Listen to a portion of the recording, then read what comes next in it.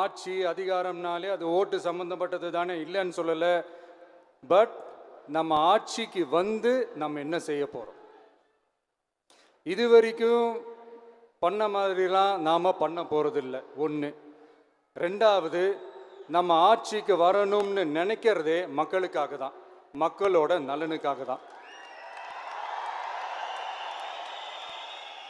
இந்த booth level agents பயிற்சி பட்டறையில் மக்கள்கிட்ட இருந்து எப்படி நம்ம ஓட்டு வாங்க போகிறோம் அப்படிங்கிறத பற்றி மட்டுமே பேச போகிற ஒரு பயிற்சி பட்டறை கிடையாது.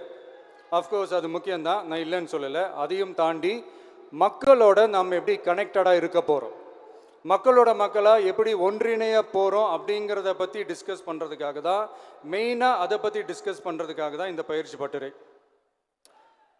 சரிங்களா? இதுக்கு முன்னாடி நிறைய பேர் வந்திருக்கலாம், போயிருக்கலாம், நிறைய பொய்களை சொல்லியிருக்கலாம், மக்களை ஏமாத்திருக்கலாம்.